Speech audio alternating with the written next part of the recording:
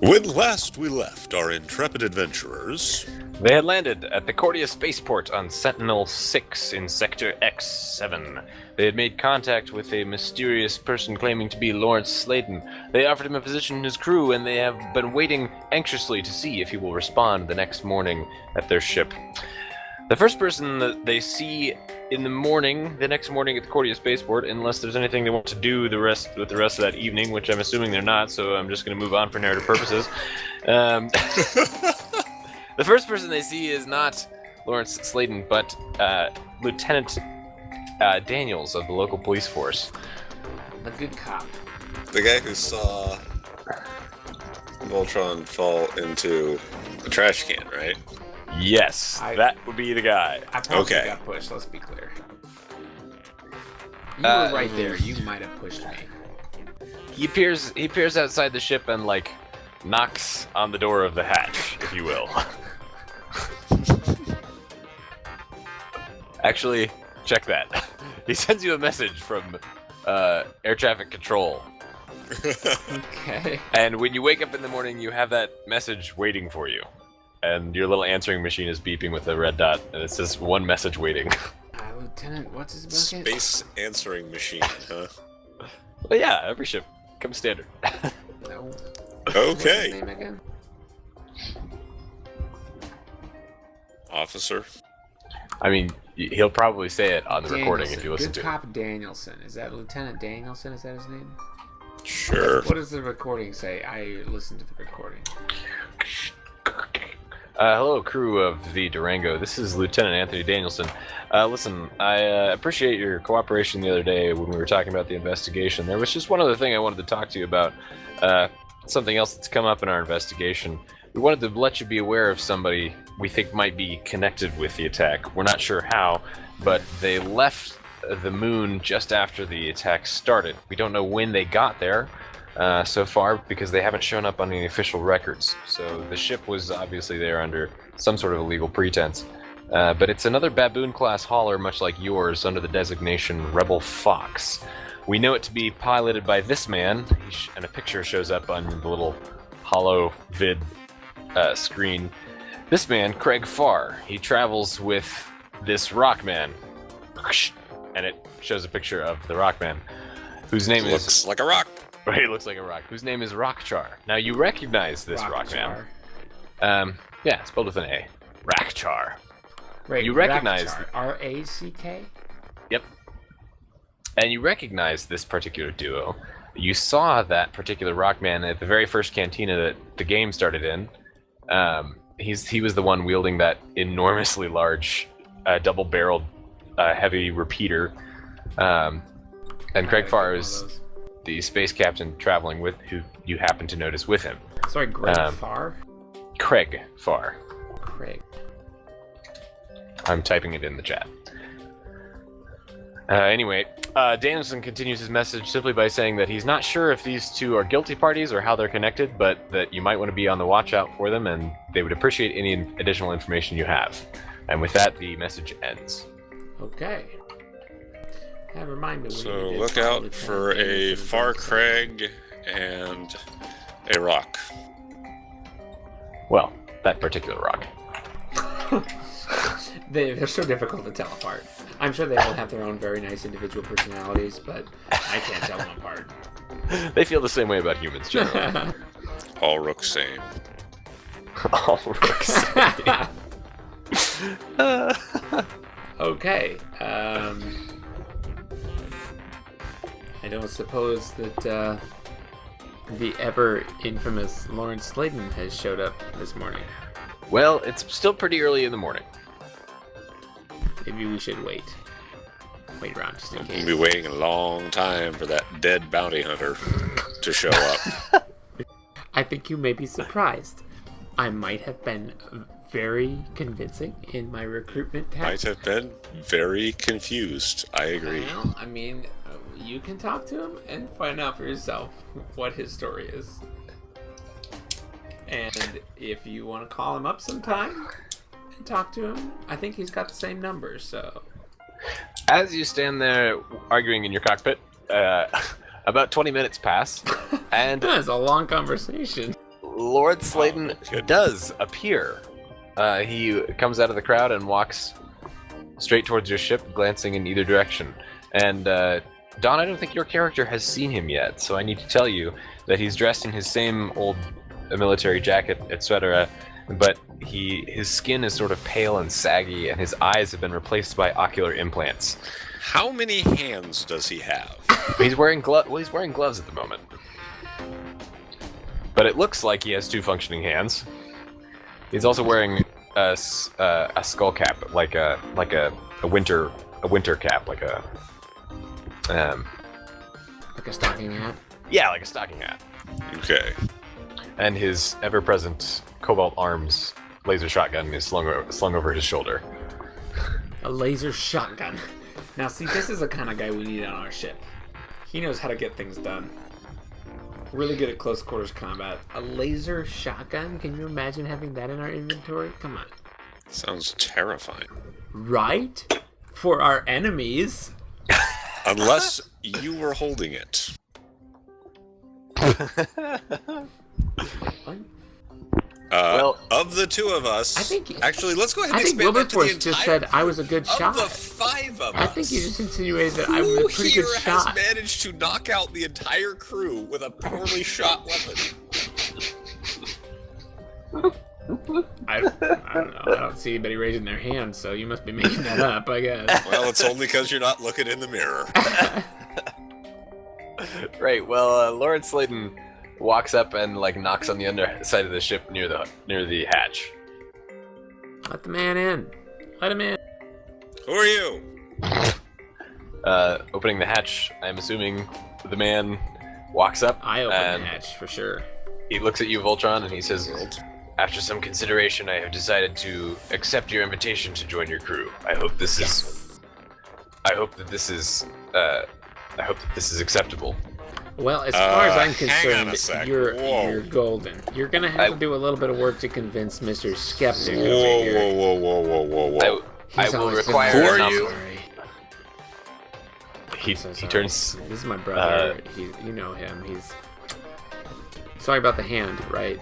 But He flexes the fingers of his right hand in his sleeve. Was it the right hand, Don, or was it the left hand? Well, interesting question, Mr. Conveniently Adjusting the Facts DM. I mean, you haven't seen it through the glove. let me see if I can. I guess so. Which hand is he flexing? Who knows? The right one. There you go. Well then. He says, So- "I will naturally require payment For I mean, what? sure. for joining your crew. I understand the going rate is roughly 40 scrap." Of course. Okay. We're still on the who are you part of things. Ah, yes. You may not recognize me because of my enhanced body parts. I am the bounty hunter formerly known as Lawrence Slayton. Although, to be truthful, I am his consciousness as he stored it in his droid. I have retaken his body and become an enlightened and ascended form of existence. So let's just get this straight. The current being that you are did not actually start out as Lawrence Slayton. It started out as a robot that Lawrence Slayton uploaded his consciousness into. I assure you that the uploading of the conscience was entirely unsure. However, I am no longer governed by human emotions. I have decided to maintain the guise of human emotions as a way of comforting those around me. But I assure You just human emotion guised your way right through sidestepping the answer to my actual question. I'm not sure I understand the nature of your question. He wants to know Were if he owes you me a blast originally- rifle or not. You and shut he up. does. Were you originally Lawrence Slayton or a robot? I am in possession of Lawrence Slayton's body. I am also in possession of his conscience. So referring to me as an individual is a difficult term. Is a difficult question. I am both the consciousness of Lawrence Slayton as well as the mechanical being of the robot he once possessed. I have also restarted his body and substituted in several vital organs, but I contain the similar thought processes of Lawrence Slayton. What he wants to know is Now, what should he call you? just to be sure, when I engaged in battle with and killed a bounty hunter with the consciousness and body of Lawrence Sladen, was that you? That is perhaps a more precise question. What you killed was merely the body of Lawrence Sladen, but as I said, his mind was already existing in the droid, which now controls his body. The body that you killed, which is now alive. It's a lot of existential work to get out of giving me my rightfully due blaster rifle. While you're considering this existential work, the game pauses as Amy says, "Hey guys, there's a pizza in the oven. I need to go check it and see if it's done. I'll be right back." Okay. Time out. Okay. I'll be right back as well. Give me just a few moments. Okay.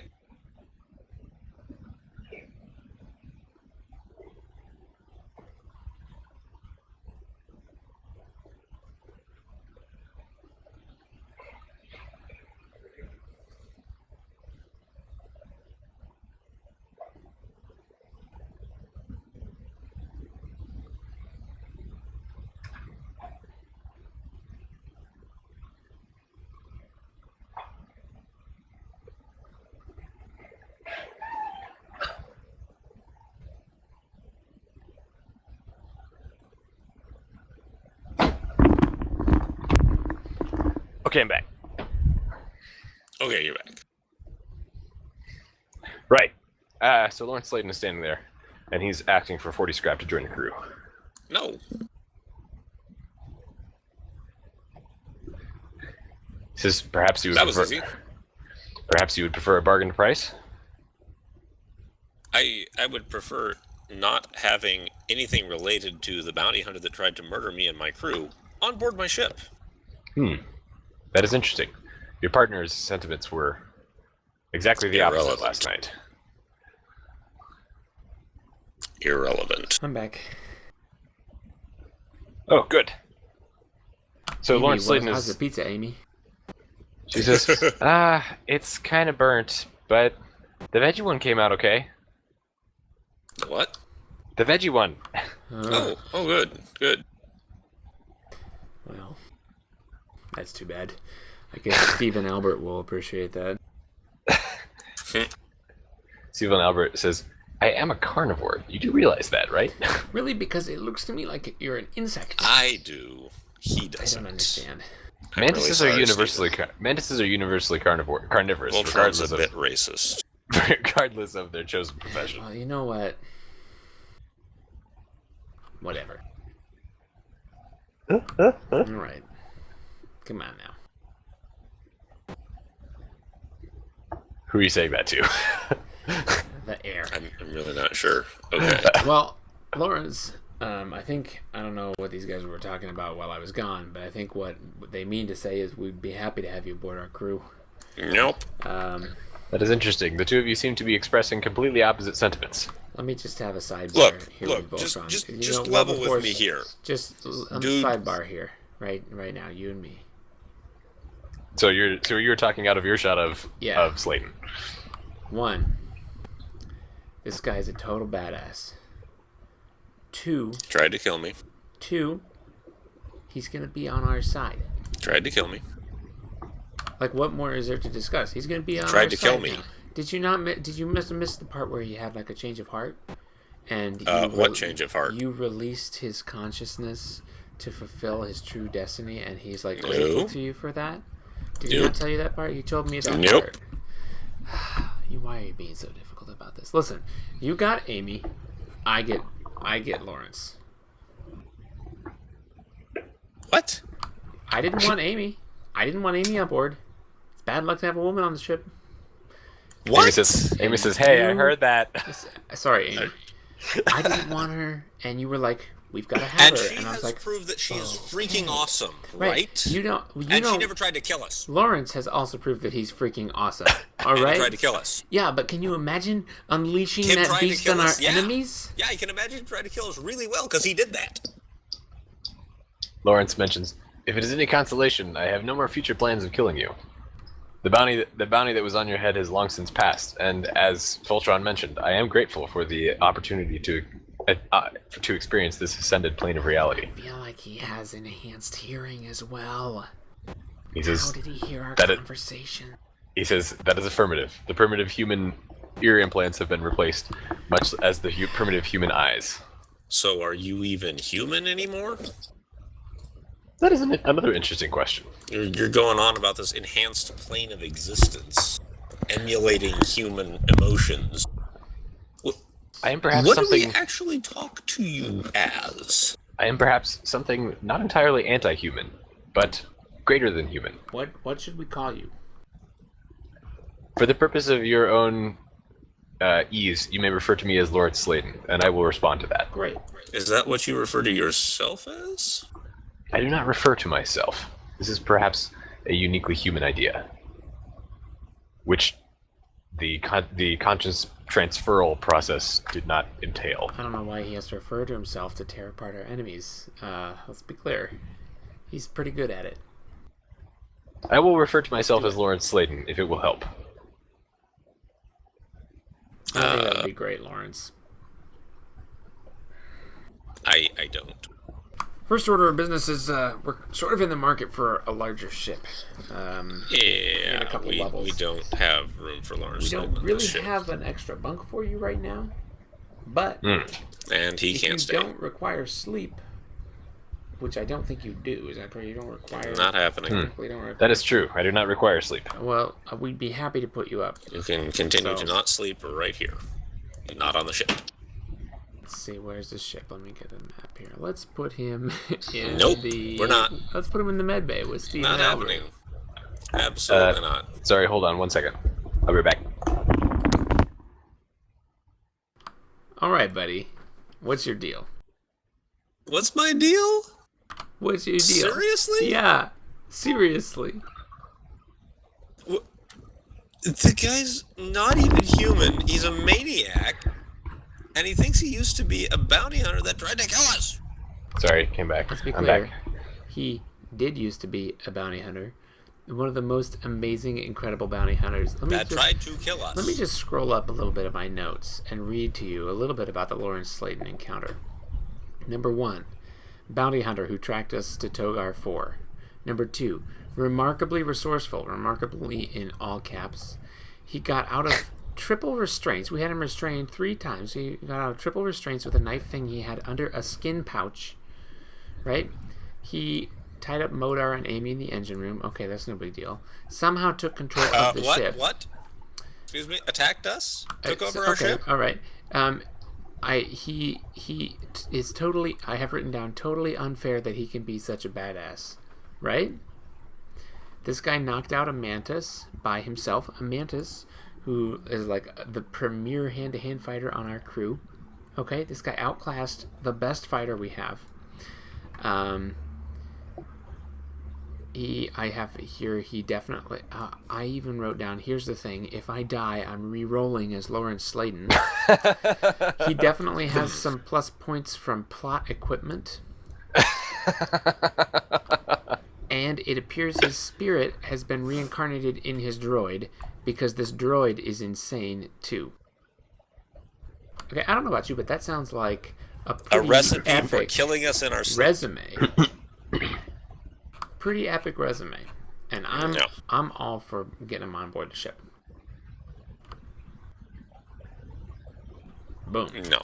Present your arguments for not having this incredible badass as a member of our crew working for us. He's described himself as utterly amoral, with no human emotions to relate to. He's a giant death-killing robot that the last encounter we had with him was him trying to kill us. Is that it? He says the reason he has no current plans to kill us is because the bounty expires. So the second somebody gives him a bounty to kill us, guess what happens? We die. That is not necessarily true, No, Lawrence Sladen interjects. Those two were unrelated. He said he has no further plans to kill us, period. Also, the bounty on your heads is expired. Not necessarily, one is not necessarily, correlation. No, and no, those are causation. absolutely Wink, directly wink, nudge, related. nudge. He No. said, "I'm not going to kill you anymore because the bounty's expired." No, there was no because. He says, I'm not going to kill you anymore, period. And then also, No, the he did bounty not. has completely expired also. So it's He not said like he he has had a no reason current to. plans to kill us because the bounty has expired. Why don't you ask him? What are your plans, Lawrence Slayton? My plans at this moment are to join your crew. You've Oh, given nope. me an offer that I see as financially, as a way of both of financially increasing my own situation in the hopes of someday obtaining better augments, as well as a way of showing gratitude to you for You your... just said you don't have human emotions. You don't know what gratitude is. Secondly, if somebody gives you an offer that improves your position and increases your chances of getting better augments by killing us, you think you're not going to take that? Really? You're a most robot. Cold logic. Most likely not. I said that I do not necessarily feel human emotions. However, there are still several, shall I say, artifacts of Lawrence Sladen's personality that I have not been able to overwrite in my systems. But Occasionally, you're trying to. occasionally they appear as sort of viruses that almost override my critical programming. It's a One good of thing these- we have an incredible computer programming expert on board who is One of these made alleged nanobots. One of these alleged viruses gives me an incredible sense of gratitude, which I say is a human emotion, although that is perhaps the best way of translating the particular function that happens within the connection between the human brain and the central circuitry that are currently operating parallel in the head of Lawrence Sladen. That's the best way I have of explaining the loyalty I feel to those that help me achieve this ascended form of reality. Well, are there any circumstances under which you would feel the need to kill us? That is an interesting Or question. threaten us in any way? That is an interesting question, which implies superlatives that I cannot account for at the moment. As I said, I have no desire to kill you any more than anyone else in your crew does. I would need an extraordinarily good reason to decide to end your lives. Wow, like a whole bunch of money? Define extraordinarily good reason. Money is not necessary to keep me alive. It is only something I hope to achieve in order to improve my own augments. Hey, Amy, So what is if your somebody primary paid you goal? to kill us, how much would it have to be before you took the job? That is an interesting question I have not considered. Amy, I was asking Amy. Oh, sorry. What did you ask, Amy? Well, I asked. If somebody paid you to kill us, how much money would they have to give you before you took the job? Are you kidding? I don't kill people for money. What kind of a ridiculous question is that? I'm not going to kill you guys. I'm a part of your crew. It's just a hypothetical question. I'm a part of your crew. I'm not going to Seriously. kill you in your So sleep. suspend your disbelief. If you were I'm offered, not an assassin. if you were offered, Dude, a lot would of you money, quit harassing Amy? Would you quit harassing Lawrence? I mean, come on, the guy's just It's trying not to even repay Lawrence a kindness. anymore. He's It's a trying to repay robot that's trying to kindness. excise the last vestiges of consciousness.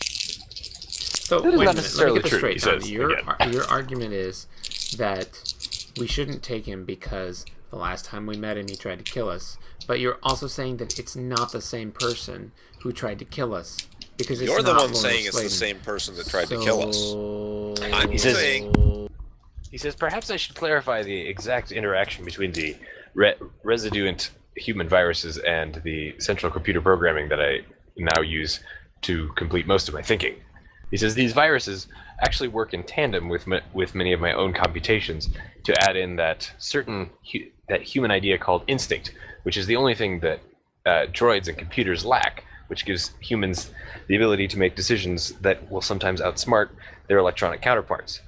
Currently, one of these viruses is leading me to feel quite impatient with this entire situation, and I'm considering finding employment elsewhere. Wait, I'll tell you what. I'll Cool just by me. talk to Wilberforce and we'll work this out. You can go set up in the med bay. We'll be right with you. nope.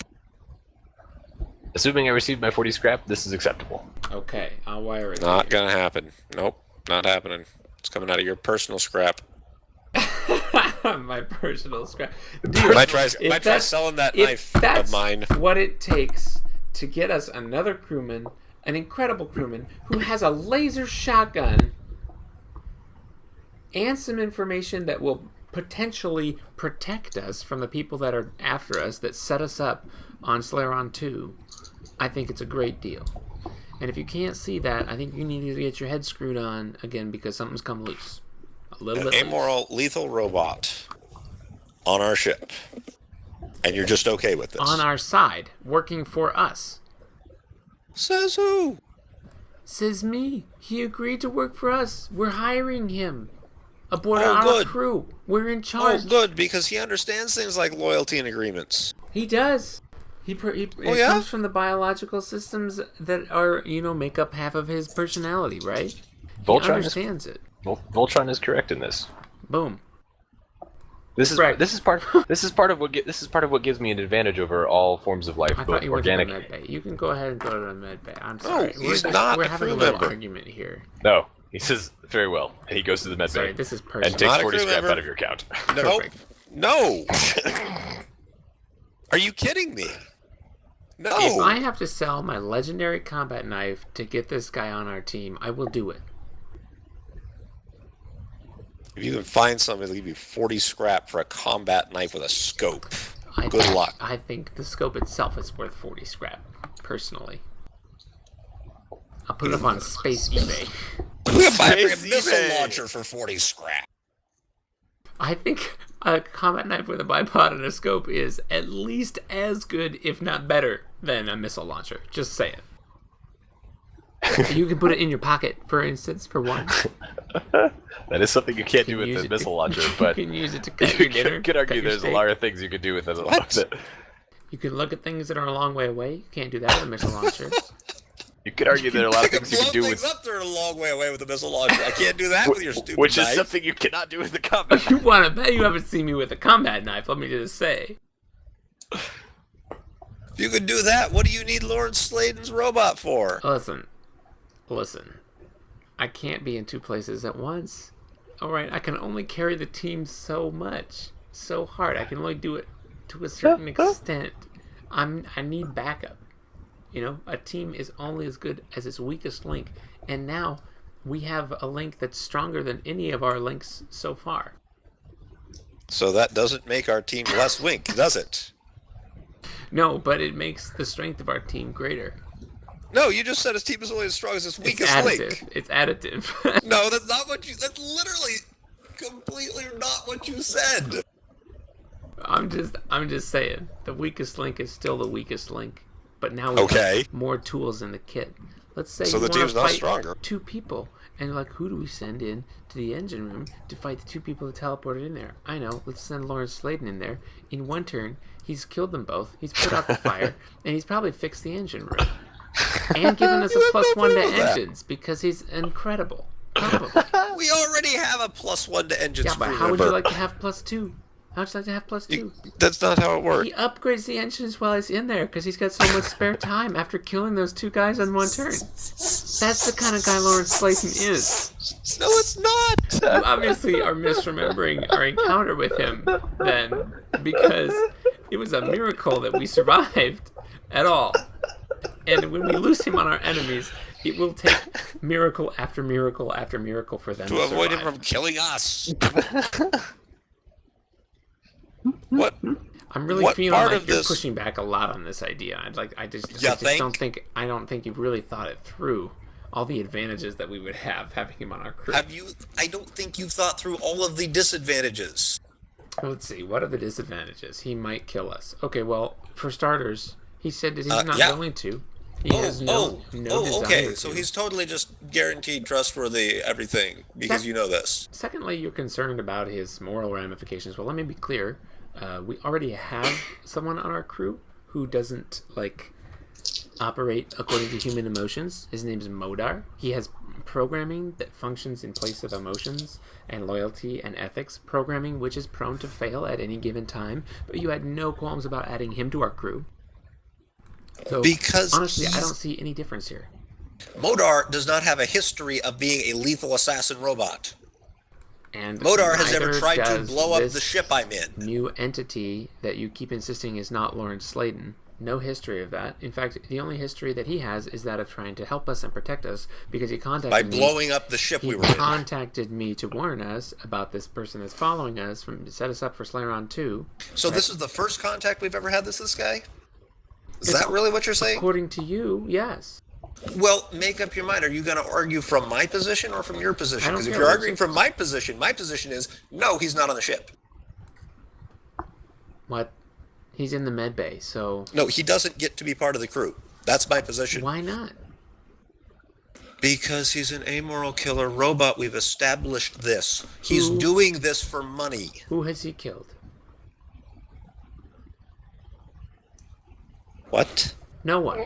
Who has he You're killed? describing No how one. you're going to use him as a lethal weapon. You Yeah, can't pretend duh, he's not an of amoral killer course, robot on our just because he side. hasn't killed On anybody our side, in front yes. of you. Stephen Albert is a lethal killer carnivore mantis, and you're okay with Yep. him being on the ship. Because he's a doctor. Oh. He's the royal archaeologist for the planet Atlantis. Of course. I didn't hear you It's a complaining title about you him. completely made up. No, it's not. It's a Yeah, title I gave him yes. as King of Atlantis. Completely made up and then It's gave not to him. completely made up. Listen, I'm going to It's make up a in title the for Lawrence intergalactic Slayton rules and give it to him. that And a if that'll sovereign make you feel better about having him on our protected show, planet with There we go. precursor ruins has to have an official archaeologist. I think you Is need. that I didn't make that up. I think you need a royal bodyguard. Yes, I did a too, lot of and you reading. know what? I think Lawrence Slayton is going to be a really good fit for that position. No, He's got a no, great he's resume. not. He's got what resume? What resume does he have? of being a badass. Of being a Previous life. badass? What? No, he wrote that down on his resume. What have you actually seen him do? What have you seen him do? you Sit in a bar and act shady? Do you remember the trouble that Hey, we? hey! Oh, we're getting attacked by a Mantis cruiser. Can you please sit in a bar and act shady them to death? Do you remember what his droid did? His Tried to droid, blow up the ship which I was in. Contains his consciousness and The almost managed entire- it. He The only encounter I ever had with that droid was, hey, look, this is a droid. Oh, it's blowing up the ship you're in. yeah. Okay. Not only did he blow up the ship, he got Lawrence Slayton's body off the ship before it blew up to a safe It distance. was on our ship. And avoided It all. was a yeah, crispy he little took- critter on my command deck. and he got it off from amidst the the number of people that we had in there. You even let him The get number of away. unconscious The people droid after you zapped took- everybody. Took the body off the ship, blew That's up not his own challenging. ship A so cat that we could have couldn't got that body off the we ship after you couldn't knocked use everybody out. the information that was in his ship, survived, amalgamated his consciousness with his body, and created a new cyborg individual. Right? This shows a lot of resourcefulness on his part. And I think Cyborg this is a good word kind for of- what he is. This is kind of the resourcefulness that I think we really could use aboard this vessel. I think it's a really good thing to have See, around. all you've been talking about is how good he's going to be at killing things, but all you can tell me about him is that he's really good at not killing things. Okay. And he's an extra crew member? Like, doesn't that mean anything to you? During your Where's argument, he going to go? What systems are he going to improve in combat?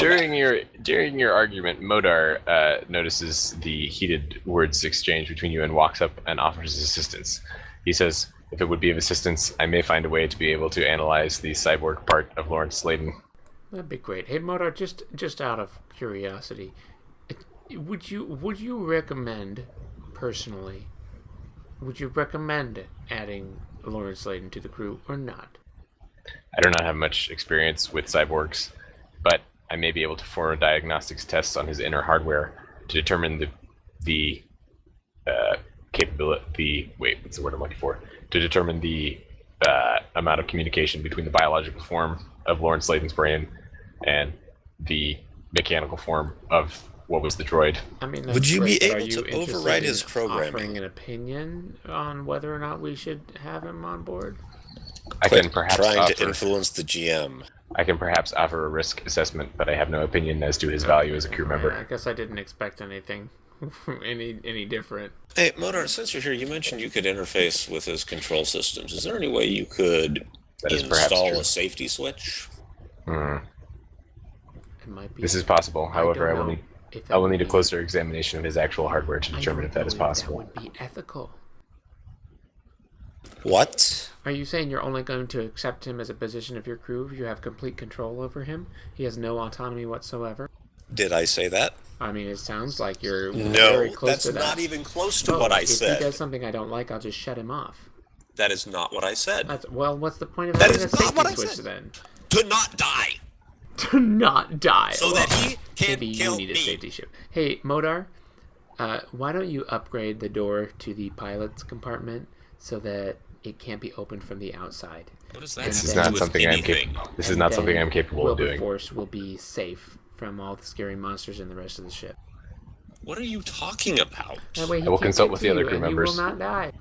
Perfect. No. If I step out of the control room, then all of a sudden your stupid little sidestep doesn't work Why anymore. do you That's need to not step out the of the point. control room? You can stay there. There's a food processor in there. You can sleep in there. There's a communicator in there. Seriously? We can talk.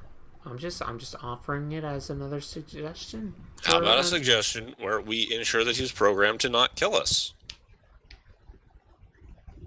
Do you have a problem with that? He told us that he's not going to kill us. Oh, and we believe him. Because I believe him. why? Good, because you're naive. Okay, I'm not. I don't. Now that's not very fair, is it? No, I believe him Hey, because you've been putting words in my mouth this whole time. I believe him because That's he not very fair. Contacted us and warned us about the people that are following us from Slayeron 2.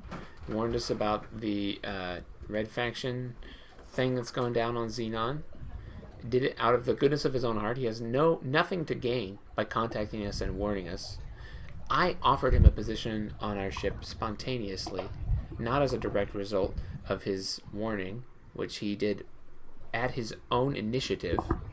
I think that in and of itself should mean something to you.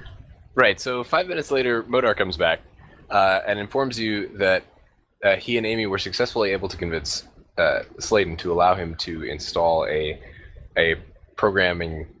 line of code into his processor that will keep him from taking lethal action against anyone in the crew.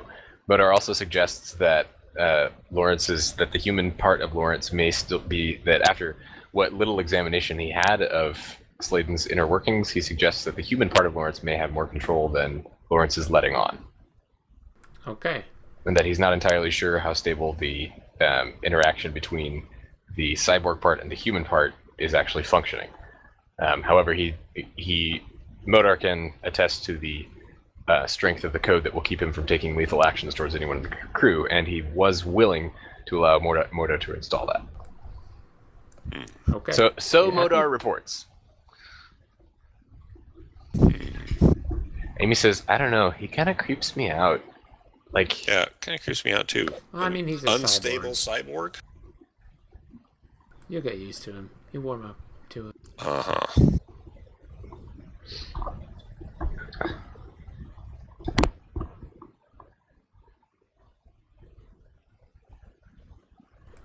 Well, if you can install that, and if Voltron can find somebody willing to pay 40 scrap for his combat knife, we're okay with this. All right. Deal. Done. Awesome. Let's do it. Hey, Lawrence, Albert can says- I take a look at your laser shotgun, man? That thing looks sick. Stephen Albert says, it will be nice to have another fighting man on the crew. Amy says, yeah, but I'm kind of creeped out by the fact that he's a cyborg. I don't really know who I'm talking to. Yeah, we're never gonna know.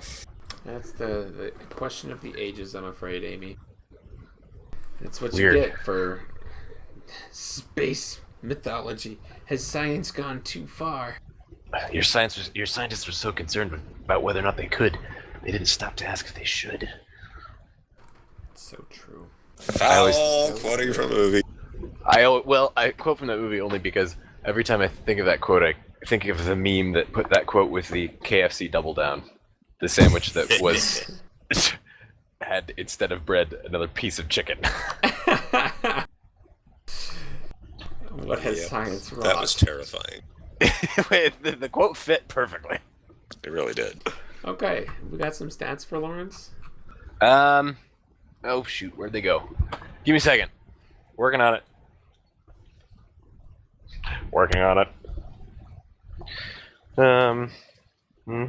Gotta find it here.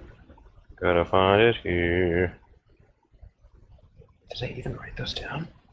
Surely I did somewhere. I could fill in some gaps from my estimation of my last encounter with him, if you'd like. The estimation of your last encounter.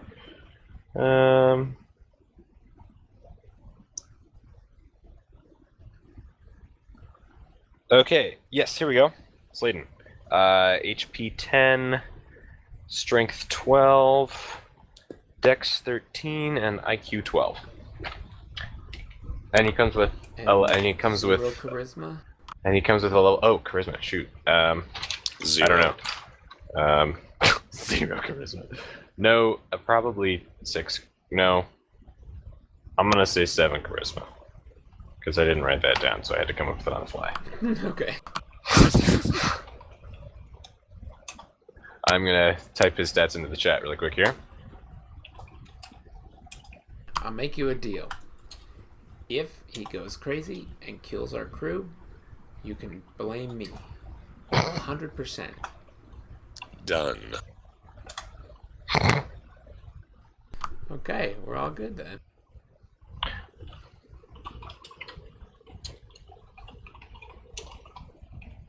Does he come with any skills? Yeah. He has +1 to regular fighting. Actually, no, sorry. He's a fully trained fighter, so level 2 fighting. And that affects the ability to hit, if you remember correctly. Mm-hmm. Which I have somewhere here. Sure, it's good to have another fighter on the crew. Yes, he's quite good at hitting things. Quite good. Quite good at, And he quite has good a at killing laser things. shotgun, which I'm assuming does something really cool. Theoretically. Theoretically, we'll have to wait to see it in action. Yes, you will probably have to wait to see it in action.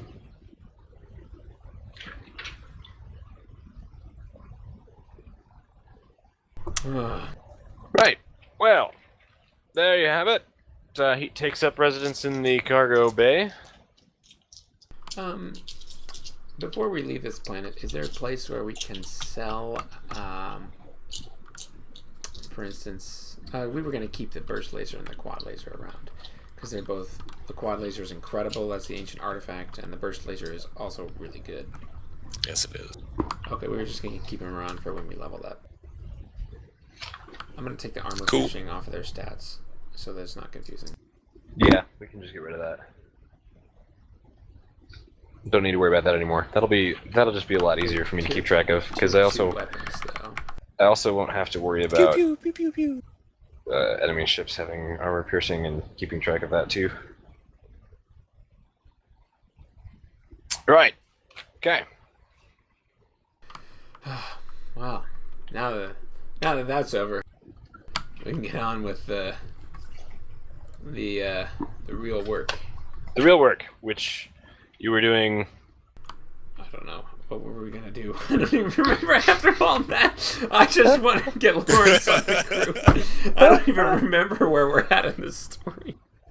You guys were. We headed out to that one guys were place space- with the arena combat thing that we're You totally guys- obviously going to enter. You guys were spacefaring rogues. You were doing what spacefaring rogues Right, let me do. see. Did we have any quests? At the moment, aside from the one with Dr. Albert and the stolen compass, no. Okay, so Dr. Albert and the Stolen Compass, and somebody who's trying to frame us on Slayeron 2 for an assassination. Yes, which they have failed to Can do. we get a hold of Lieutenant Danielson and ask him just to make sure that we are, like, good to go and we're not, like, still suspects in this investigation, because that could really be a problem. Yeah, you could call him on the. You could call up Control and see if they can patch you through to him. That'd be nice. We'll just go through that really fast. Yeah, you call police headquarters and you get a hold of Lieutenant Danielson. He says, "Yeah, I know. You guys we've received all your testimony, and as far as the law is concerned, you're free to go." Okay, great. That's awesome. Sweet. Thanks a lot, man. Okay. Yeah, man. So here's yeah, a real good guy. I'm gonna buy him buy him a nice steak dinner, send it to his house or something. A nice That's okay. Send it to his house. Yeah, well, I mean, the guy was really helpful. You've been kind of nice. All right, now, what Sladen told me is our meeting is that there's this guy named Chesnikov that's after us. He has a suit of body armor that he wears all the time, very distinctive. It's got a flamethrower. It's got a wrist rocket launcher. It's got a vibra whip. That sounds incredibly dangerous to It's- anybody in the area, including the user. It sounds remarkably dangerous. Well, if you're the one wearing body armor, theoretically a vibrable whip is not going to be as dangerous as if you were not wearing body armor in the area, for example. And Lawrence claims that he's the one that set us up, and he's involved, and he's going to run us down if we don't go to ground pretty much instantly. So, I think he said something about like there being a place on Xenon where we could go to ground. The Red Faction is obviously based there. I don't know how our relations are with them. Well, the bounty on our head is gone. Right. I don't know if we want to go to ground immediately or if we want to keep following this lead with Stephen Albert for the compass thing and try to outrun them or what. But this guy wears a suit of body armor all the time. I mean, honestly, you would think you'd be able to outrun him, but Hopefully. it's space, so it doesn't quite work that way. And he's probably got some plot jump jets or something so that he can catch up to you. So Plot jump jets. Yeah, I'm willing to believe that. So I don't know. I'm not sure where we should go next. It might be worth it to talk to Lawrence about it, see if he has any more information and about what's going on or something. I don't know. I'd like to see if we can't keep tracking down that compass. It would be nice, especially I feel like Stephen Albert's been a good part of our group for a long time, and we kind of owe it to him, right? Yeah, Okay, I agree. But it's sort of like we're on like a goose chase for the compass, right? We don't really have a place where we know we're going to go to, do we? Or is it just like in the next? Yeah, what was the last information we had about that? Because since we've met him, we've moved sectors. Well, what he knows is that the compass was stolen by Red Faction pirates. Oh, so let's go to the Red Faction base. Well, Yes. most of the Red Faction pirates in the sector are at Xenon right now. So we go. So I am just envisioning it now. We go to Xenon, we go to ground, we get welcomed in with a terse neutrality. We find the compass, we liberate it from captivity. Our ship gets booted to the spaceport. We can't get off. Everybody gets arrested. Maybe You get arrested on a planet full of pirates? Well, okay, we get What? lynched. Maybe Lawrence is going to Whoa. end up saving our lives. Maybe. But this looks like a really scary operation, if you ask me. Oh, look, they're not mad at us anymore. There's no bounty. They're It's a not mad at different us sector. Yet. What are you planning to do? I'm not planning to do anything. I'm just saying that if we want to get Stephen I'm just Albert's saying compass that back every in time its our own ship's been planet. impounded on a planet, it's been your fault. Well, okay, all right.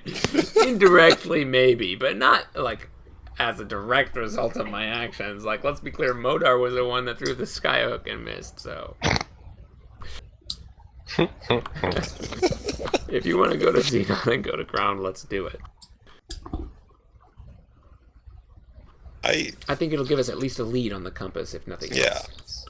I agree. I think we Alright, should go we there, are if decided. only because the plot train wants to. Just think of it this way, it'll give you another thing to give me grief about. I know, when we get impounded, inevitably.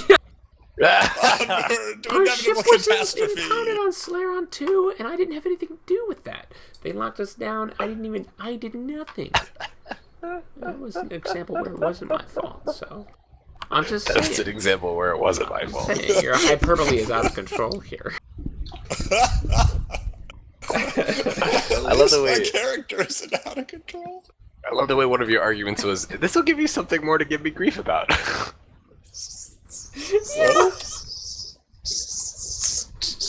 just saying. Look on the bright side. If something goes wrong, you can blame me again.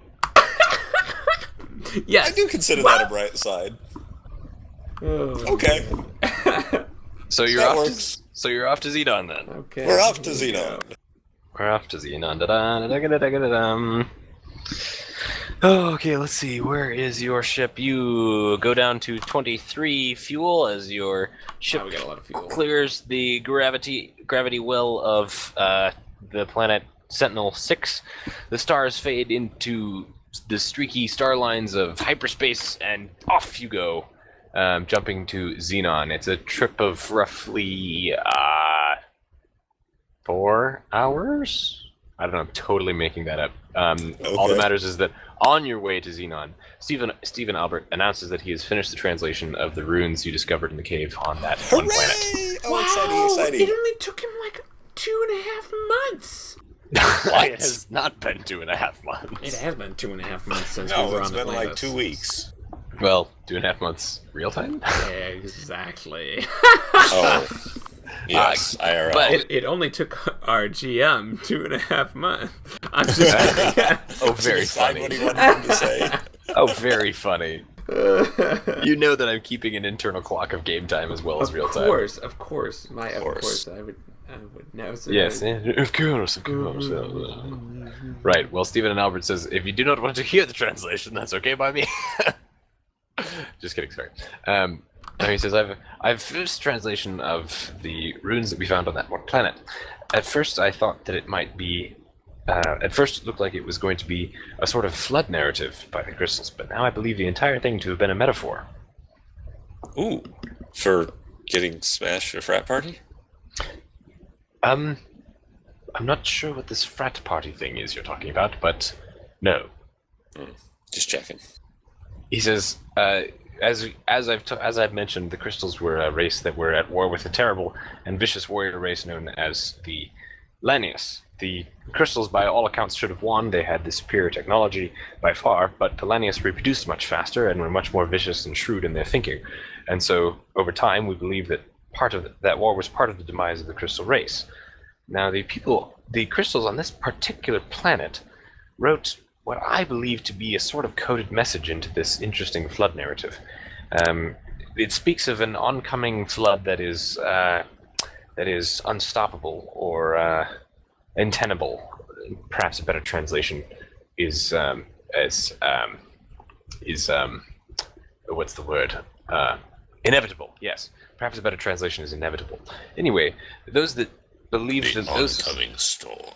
Those that wrote these runes believed themselves to be the last of the survivors of this inevitable, storm, yes. I think the word they particularly used was flood, although it makes sense because that planet that we found them on was almost entirely water.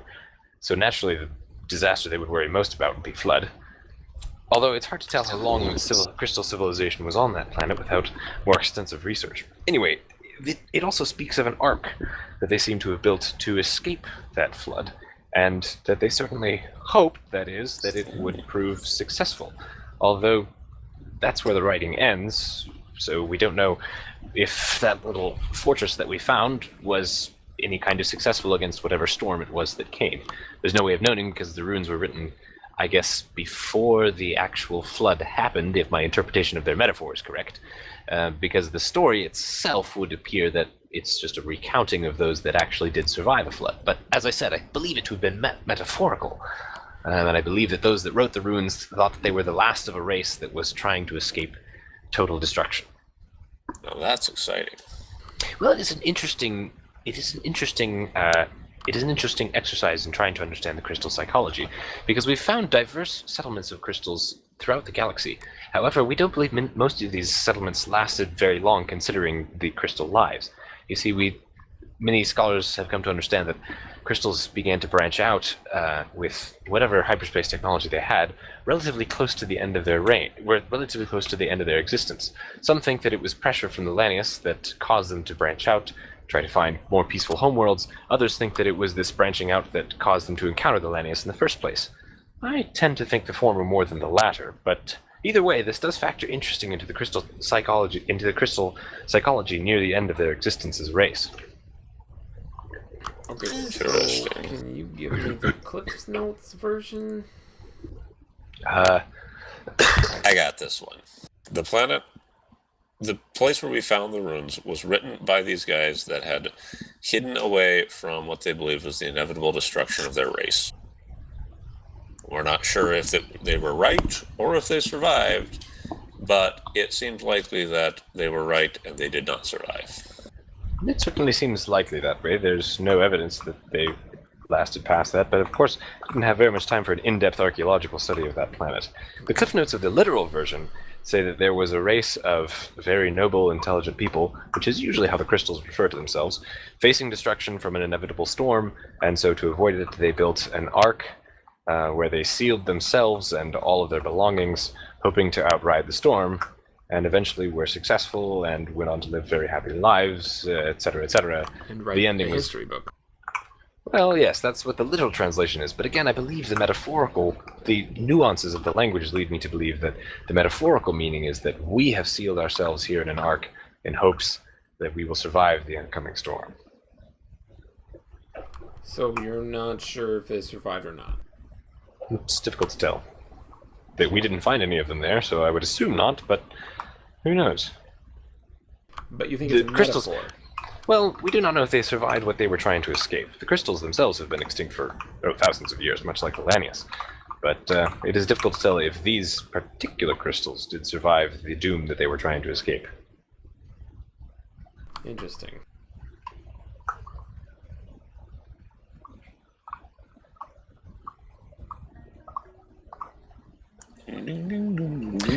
Your ship comes out of hyperspace, and you see before you the planet Xenon, which I have a picture of, and I'm very excited. Let me upload it. Here's the one entitled Xenon. There it is. Xenon is a mostly barren planet, but it has certain very habitable zones that are generally really densely forested and extraordinarily dangerous. Wow. Think Australia, everything is out to kill you type of dangerous. Every animal you encounter is probably going to have some sort of lethal ability to kill you very fast. And so it's very much just an out-of-the-way place that became an informal pirate base where people would hide, but now it's pretty much run by the Red Faction. It's a Red Faction hideout, and it's the place that Vladimir Nash likes to have his annual tournament of speed bike racers. Yes. Of what bike racers? Speeder bikes. Speeder bike racers. Are these Like hover bikes, like from Star Wars. hover bikes? Are you sure it's not? Are you sure they're not called pod Speeder. racers? No, they're not. No. They're different bikes. I definitely ran this one in KOTOR. Oh, okay. All right. Okay. All right. It's a picture of one if you want. We're on Xenon. Well, you're not on Xenon. You're approaching Xenon, and as you come out of Ding. hyperspace and begin to fly towards Hit the moose lanes. Yep. As you begin to head towards the planet, you notice another rebel ship, not rebel ship, but another Red Faction ship, which you will remember they fly repurposed rebel ships from the war. You notice one on a similar landing vector to yours that has a whole bunch of enormous metal spikes affixed to the hull, probably just for show. And on its side, Probably to terrify people because they've also got dead bodies strapped to them because they're cannibal psychopaths from an alien virus that mutated horribly. So this right. episode of Firefly. And so, well, there are no Actually, bodies it's a strapped to the hull. Movie episode of Firefly. A movie episode of Firefly. And on scrawled in red writing that's supposed to look very intimidating, on the side of the ship says, "The Eviscerator." I was hoping it said "We suck." No, it says "The Eviscerator." And Stephen Albert sees that ship out of the frontal viewports and gasps. He says, "That's the ship. That's the one. That is the ship that attacked us. I'm sure they have the compass on board. They must." Who's up for a little space exploration? It looks like they're landing though, doesn't it? They're very much on a landing vector. Who's up for a little ship exploration in not space? And the port that you're landing at is something called the Sunset Palace, which is a rather enormous, which looks to be a rather enormous hotel casino resort that is a walking miniature city. It is set up on these just gigantic metal feet, and it is crawling across at this place on the surface, mostly deserty surface of the planet, and these just enormous feet are walking it forward, and it is kept eternally at the sunset line of Xenon. Perfect. So it is always sunset, hence the name the Sunset How Palace. close is the sun to Xenon, just out of curiosity? It's either a really slow rotational period or a really fast city. Far enough away to allow life to live, close enough to give life the warmth necessary to survive. It's in the so it's Goldilocks not zone. It's a uninhabitable. livable planet, but it's a livable planet, but it's inhabitable in the same way Australia is. Only by crazy people. Right. Okay, well, It's like one giant outback and, planet. and it must be just a pretty slow rotation, too. Yes. Well, Okay. a slow rotation, but a decently fast-moving Long city. nights, man. Yes. Long nights. Another thing that makes it deadly.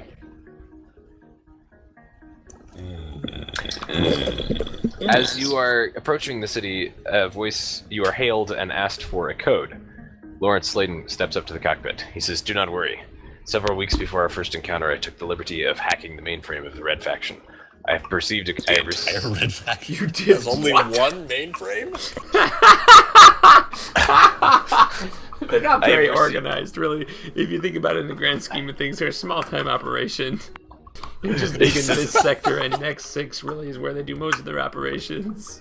He says, So guys, what do you I think? have Should we have obtained a like code. multiple servers storing our data? Nah, let's just put it all in one. He says, Yeah, the one in my bedroom's got enough room. Why upgrade to the 32 gigabyte model? We're doing just fine on 16. He says that he has obtained a code that should gain you access to the games. Wait, To the game. Why I am want trying access the to their games bank again? accounts. He transmits the code, and the landing coordinator of Sunset City gives you permission to land on docking platform 13. Oh, that's ominous. Oh, this is not docking bay 94. So, question, why are we going to the games? I thought we were just gonna go here and hide. Oh, dude, come on. We're going to win the games and then win our freedom from the guy that hadn't enslaved us ever.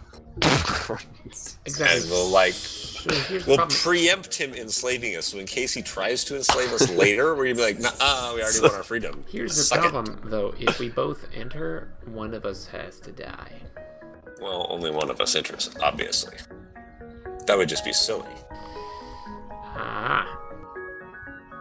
Like, one of us enters the competition and distracts everybody in the whole place by being so awesome at it Maybe that we they should- win everything. And meanwhile, we're using that super secret code to hack into the Red Faction's only mainframe and steal all of their money. Okay, alright. You know, that seems like a really good idea.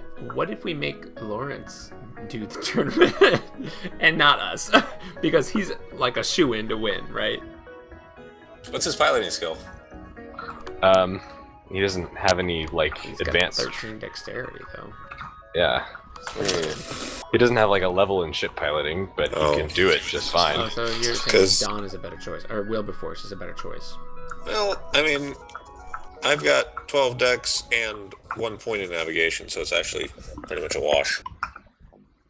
Well, and I mean, no, wouldn't the cyborg be a are better not choice gonna to hack enter. in? We're not going to enter the tournament. We're just here to watch, right? We're going to ground to avoid Chesnikov until the whole thing blows over. We're here for the entertainment. Hey, I'd be pretty entertained by standing on that winner's podium. Right. If you want to fight in the tournament, that's your business. But if you die, then I get the ship. Well, yeah, that's why we have it written into each other's wills. Right. Okay. All right. Did anybody not know that already? I mean, Well, my brother's dead. Better just auction off the ship. maybe it's a viable alternative. Maybe I want to settle down and become a moisture farmer. Yeah, just go find Tatooine, you'll be able to do that. Well, Xenon seems like a good place too. I mean, just say, Start a moisture farm. start a moisture farm on Xenon. It's gonna be great. Okay, so So you land at docking platform 13. As you exit your ship, you are given... every member of your crew is given a little, like, lanyard with a little pass card on it. it's, Kinocon. And you're given like your individual hotel numbers, or your hotel room numbers, and a list of the attractions, and then you're pretty much left on your own. Cool. What's the list of attractions? Well, the place is a pretty seedy joint. It's got a casino, and it's got like a fully functioning casino. With then there's also a segment of like betting fights, mostly caged animal fights. There's an arcade. There's also like some people fights and a lot of other just non-family entertainment stuff. Side note, I for the first time watched some UFC fights last night live, and they were remarkably exciting and Cool. Equal parts terrifying. You know? Yeah. Oh, So that there's person is getting hurt right now. Anyway, There's sorry, some- that's just random. there's some cross alien race UFC fights that will be going on. There are some athletic competitions. There are some duels to the death with vicious monsters. There are some Coliseum-like games that will apparently be going on with some of Red Faction's slaves, and of course, there's the speeder bike tournament. Speeder bike tournament. What sort of diversions do we have in the arcade? I might hit that for a couple hours before heading off to bed. Gee, you It's been can a play long the Lost trip. Vikings. Perfect. I love this one. Great game. Phil's really good at it. Or Voltron is really good at it. I spend a little money in the arcade and then head to my hotel room after an hour or two. How much money do you spend? I don't know how much do these games cost. Well, we'll say you get a certain number of tokens with a part of your lanyard pass. Like seed money from a casino, so they drag you into spending more later. Yeah, that's I that can exactly. I can Yep. put more money on my card if I want, but there's That will- some on it already, conceivably. Yeah. How much? Like enough to play the Lost Vikings for a while before you go to bed. Perfect. All right, I spend that much. Right. Well, Alrighty then. If you want any more, you'll probably have to spend scrap. I'm okay with that. Let me tell you what. If there's one thing I'm good at, it's spending. I would remind you that. I would Lots remind of you. things you're not good at, but you are good at spending. Great. Well, how much longer do we want to go tonight? You're reminding me that what? How much longer do we want to go tonight? I was just hoping to make it to bed and then probably call it. I don't know. Want to get to the hotel room, have a nice night, maybe call it. Am I That gonna would make be- it that far? Yeah. Well, yeah. No, I cool, meant relaxing. I meant tonight in real time. Okay, I'm good whenever, man. If you got stuff to do. Well, I That's cool. guess we should probably stop pretty soon. Dr. Albert will certainly make a fuss about the Eviscerator having landed at the same time we did, and thinking that you should probably go over and thinking that he at least should probably go over and look and see if they unload any cargo. Ooh, yeah. Or we could just hack the mainframe and check the cargo manifest. Or we should check with Lawrence and see if he has like a satellite drone that he can like pilot remotely to like for espionage purposes. Maybe he has like, a part of himself that he can detach and pilot remotely to go look at things. You ask him and he says no. Okay, well it was Well worth then. a shot. I just thought maybe we can maybe we should buy a drone while we're here and get a drone camera set up so that we can do this kind of stuff remotely. I'm just saying, just throwing things out there. I'm good at spending. Let's do it. Spend some money. You guys have 23 scrap. 35. We got 35. Since when do you have 35? We had 75 at the beginning, and Um, we spent 40 of it on Lawrence Slayton. you had You 60. spent 40 that you got from selling your combat knife on Lawrence Slade. We had 60. That Did didn't Wilberforce buy technically something? happen. Yes, it did. That was the rule, and Did he Will agreed the to it. Force buy something? I haven't found a buyer yet. I've listed it, but I haven't found a buyer yet. I didn't buy anything. I think some of that might have been. I think there were several purchases that happened that not everybody knew about at the end of last session. Did Amy buy stuff? Did Amy spend money refixing the ship up, or is that what happened? She got a hotel for the night. Oh, yeah. That's right. I forgot about that. Because that cost money. I don't know. I thought maybe she fixed their water heater and they gave her a room for free or something. I don't think that happens everywhere you go. Oh, rats. Okay, well, so how much did you say we have? 23? 23. Okay. Perfect. Anything else? I'm gonna head to bed. If Stephen Albert wants to do some late night espionage on the cargo, that's fine. He can report back to me tomorrow. Stephen Albert is probably going to walk over there as soon as you get there and try to find where the eviscerator is get there, I'm docked. gonna say, hey, Stephen Albert, don't do anything rash. We will take care of it together as a team in the morning. Rightio. Yep. Great. And if you need anything, my comm link is on, so just give me a call whenever. I'll do that. Thank you. Yep. Right, so the people there are a mixture of races, although you know from experience that Red Faction is a pretty racist group of pretty much only humans. This explains where Voltron got it. Excuse me. Come on. There is a mixture of rock as well as Mantis and just a few Zoltans, but you expect that all of the Zoltans that are here because they're slaves. You suspect that a lot of the folks here are not only full Red Faction members, but also Red Faction shippers like you used to be that are still kind of working off a debt. Others are perhaps slaves or people that have just been captured and are forced to be here to do things like be in the tourney by force. But yeah, it's mostly humans with just a smattering of some of those other aliens. It's quite busy. It's a bopping place. There are lots of neon lights and like obscene fake decorations that are just like things like enormous palm trees that are just obscenely large, and like neon signs that are just obscenely bright. And it's just kind of a sleazy joint. But the hotel rooms are really nice. Well, that's good. And Dr. Albert sneaks off. He begins running off through the crowd to go see if he can find the eviscerator. Amy looks after him and says, "Is it a good idea to let him go alone?"